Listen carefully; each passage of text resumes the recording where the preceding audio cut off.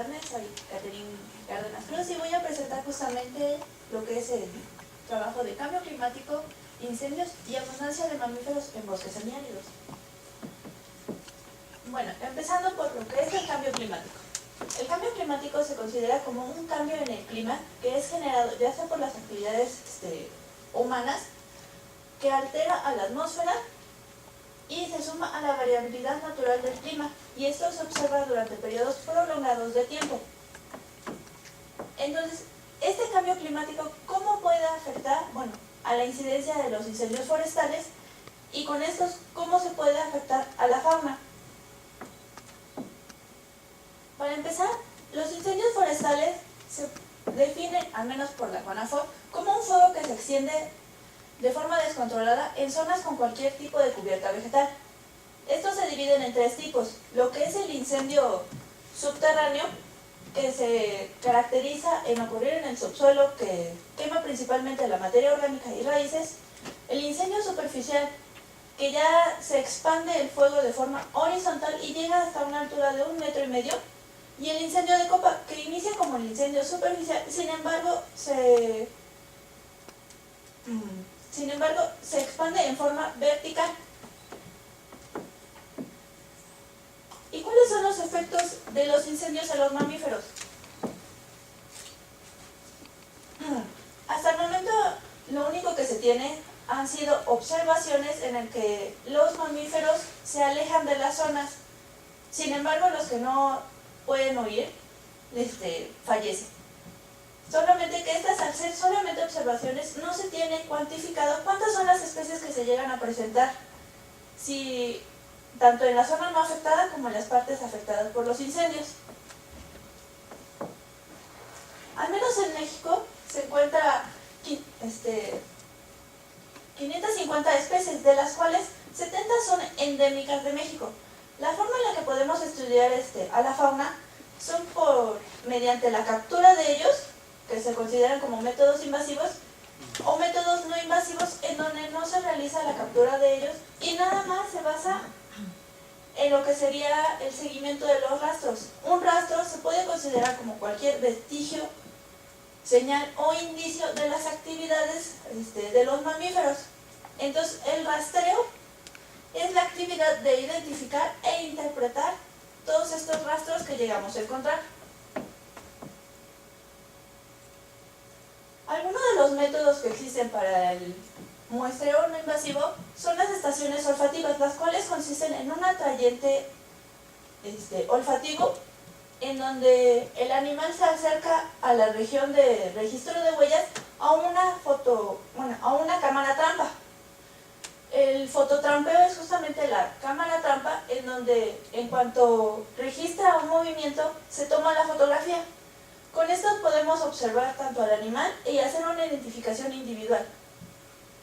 El método de pelos de guardia se basa en que cada pelo de las diferentes especies tiene ciertas características, sobre todo lo que se refiere a la médula.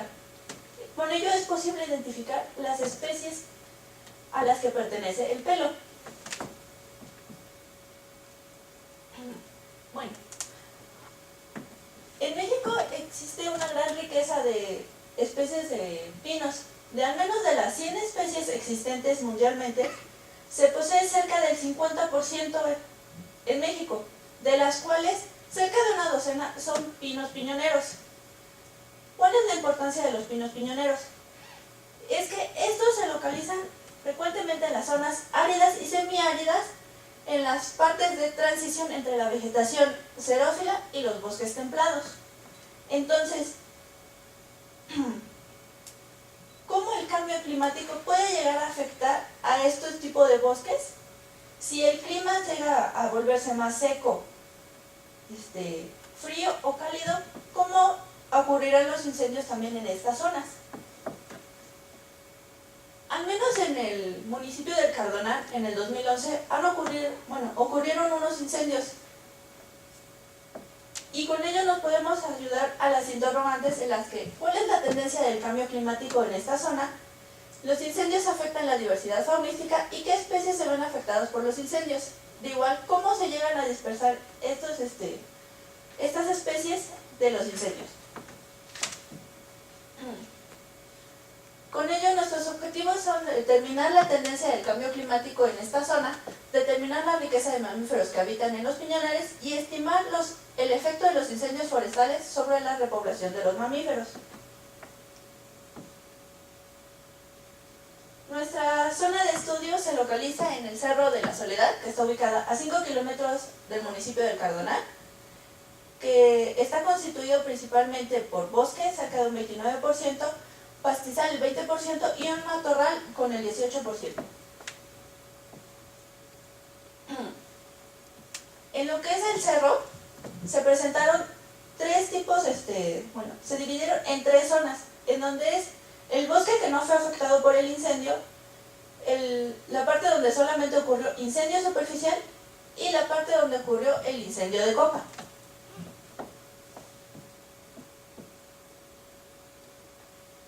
Se realizaron 14 transectos, 7 transectos que fueron en la parte no afectada, 3 en el incendio superficial y 4 en el incendio de copa.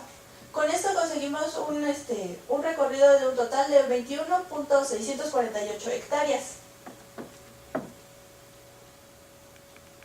En cada transecto se recogió cualquier rastro que se encontró, ya sea las excretas, las huellas, restos del comedero y se tomaron muestras de pelo de las madrigueras y echaderos con ayuda de cinta adhesiva.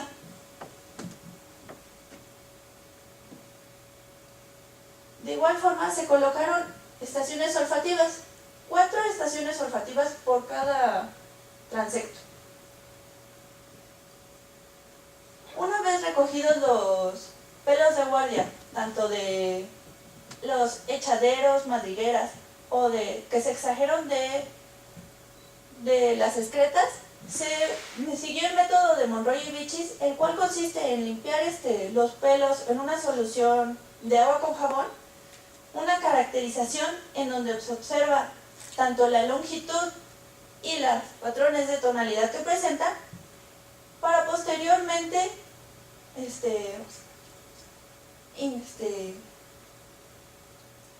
como que meterlos en gilol para el aclaramiento de la médula.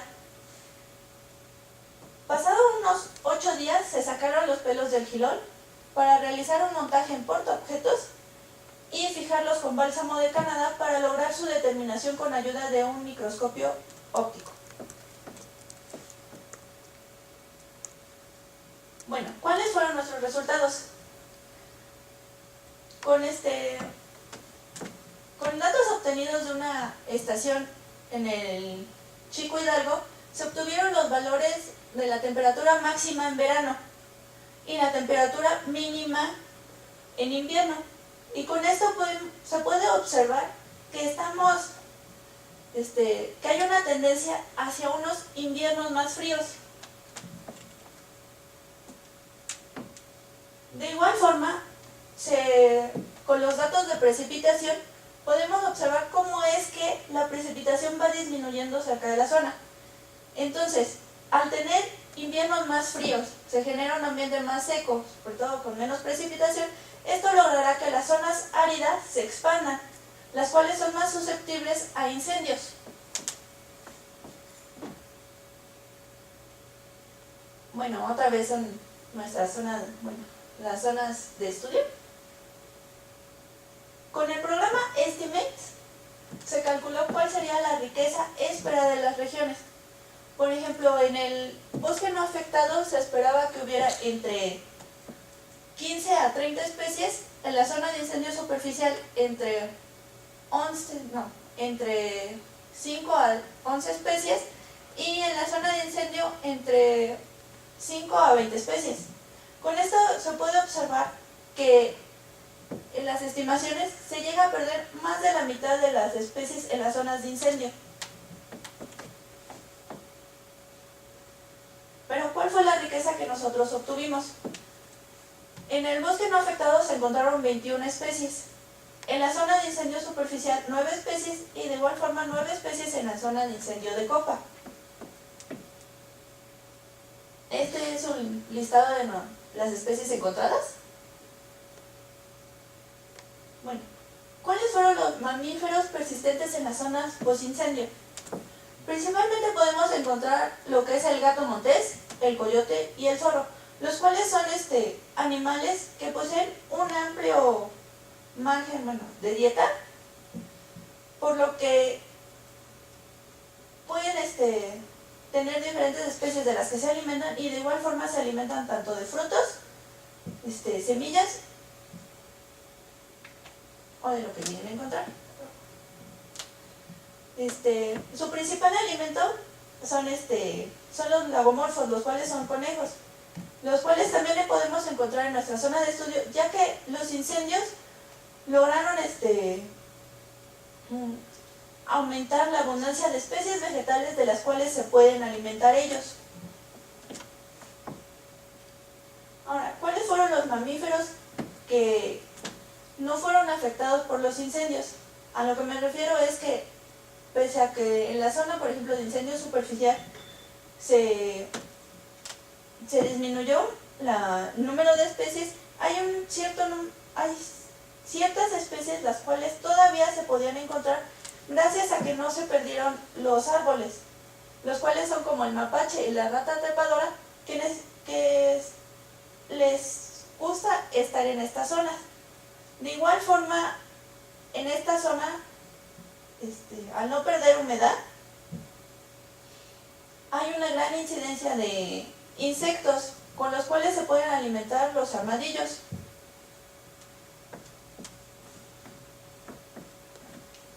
¿Y cuáles fueron las especies que se vieron afectadas por los incendios? Entre ellos se puede encontrar lo que es el ocelote, el puma, ya que estos animales necesitan de la vegetación que los ayuda tanto a cazar como a esconderse de sus presas. De igual forma, lo que es el zorrillo y los cacomixles, y lo que son los roedores, que sus madrigueras las realizan en la parte del subsuelo, se encuentran en esta zona, ya que los incendios afectaron a la hidrofobicidad de estas zonas. ¿A qué me refiero con esto? En la parte de los incendios forestales, de los incendios, se tomó lo que es su hidrofobicidad. ¿Cuánto es el agua que pueden infiltrar el suelo? Entonces, se notó que en la zona, por ejemplo, de incendio de copa, se aumentó mucho la hidrofobicidad, lo que lograba que, al no poder infiltrarse el agua, generaba una erosión en el suelo, lo que disminuía la capa de suelo, por lo tanto, logrando que estos roedores no pudieran realizar sus madrigueras dentro.